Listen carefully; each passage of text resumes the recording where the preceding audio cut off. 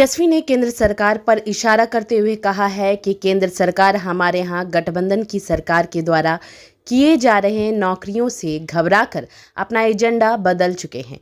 अब हिंदू मुस्लिम के बजाय केंद्र सरकार भी जनता को रिझाने के लिए नौकरियों के लुभाने वादे कर रही है। तो वहीं तेजस्वी ने अरविंद केजरीवाल मामले पर बोलते हुए कहा कि इस देश में जो भी केंद्र सरकार के खिलाफ अपनी आवाज बुलंद करेगी, सरकार उसके पीछे ईडी और सीबीआई लगा देगी। हम लोग की सरकार भी लगातार बिहार में नियुक्तियां बांट रही है। आने वाले दिनों में केंद्र सरकार मेरे पीछे भी ईडी और सीबीआई लगाने से पीछे नहीं हटेगी। हुआ था उसके बाद कहीं नहीं हुआ। बिहार ऐसा राज्य है जहां जाति आधारित गणना कराया गया।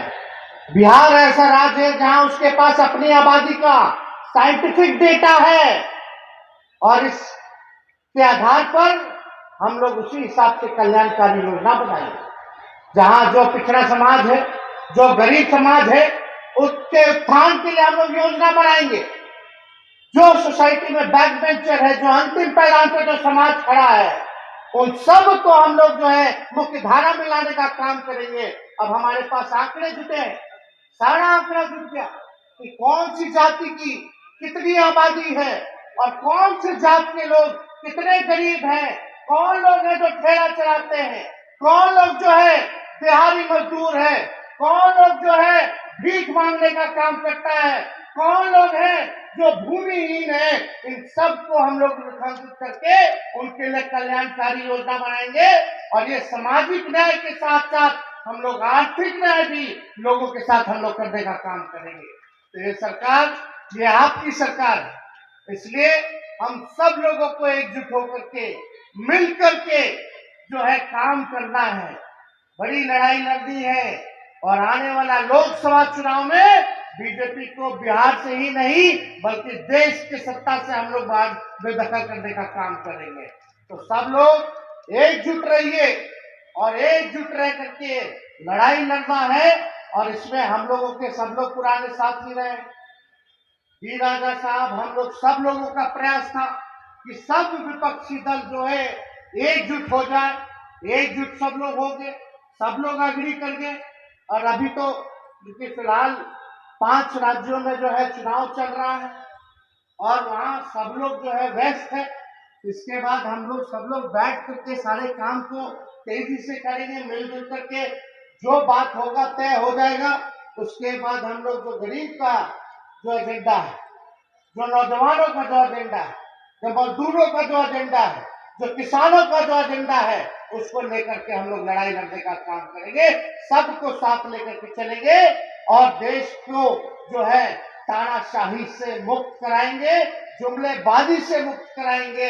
आप लोग तो जान रहे, बिहार में हम लोग का सरकार बना, हम लोग नियुक्ति पत्र बांटने लगे तो देश के सबसे बड़े कलाकार, उनका फिर उससे कलाकारी शुरू हो गई। देखा देखी वो भी नियुक्ति पत्र बांटने लगे। तो हम लोगों ने एजेंडा तय कर दिया।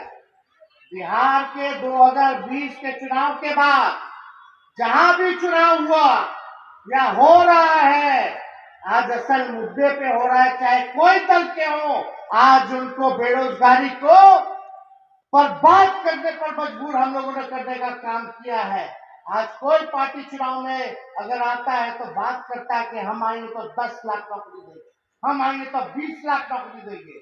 तो ये काम तो हुआ, एक उपलब्धि तो हुई है कि कम से कम हिंदू मुसलमान की जगह आज रोजगार पे बात हो रही है, बेरोजगारी पे बात हो रही है, जो असल मुद्दा है उस पे बात हो रही है।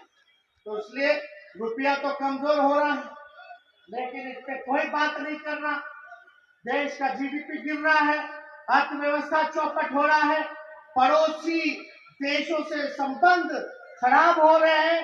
ये सारा चीन जो है घुस गया भारत के अंदर, इस पे कोई चर्चा नहीं हो रही, कोई डिबेट नहीं हो रहा। डिबेट क्या हो रहा है? केवल विपक्षी नेता क्या? आज केजरीवाल जी को ईडी ने नोटिस किया तो हम लोग तो जानते ही थे। हम तो जब महागठबंधन हम लोग बना रहे थे पिछले साल तभी कह दिए कि बीजेपी को इतना बड़ा झटका दिए हैं हम लोग, ये लोग फिर से ईडी सीबीआई इनकम टैक्स शुरू करेगा। अब हम लोग नौकरी बांटने का काम कर रहे हैं, अपने कमिटमेंट को पूरा कर रहे हैं, और उधर बीजेपी जो कहती थी मोदी जी कि हर साल 2 करोड़ लोगों को रोजगार देंगे, रोजगार देना तो छोड़िए छीना जा रहा है, तब उनको मजबूर होकर के इन पे बात करना पड़ रहा है, तो बदला तो लेंगे। आप देखेंगे आने वाले समय में बिहार में फिर से ईडी, फिर से सीबीआई, फिर से इनकम टैक्स। इसलिए आप सब लोग निश्चिंत रहिए, इन लोगों से कोई डरने वाला नहीं। आपका अधिकार के लिए हम सब लोग मिलकर के लड़ाई लड़ने का काम करेंगे और इस तानाशाही के खिलाफ लड़ेंगे और इनको ध्वस्त करने का काम करेंगे। तो ज्यादा समय ना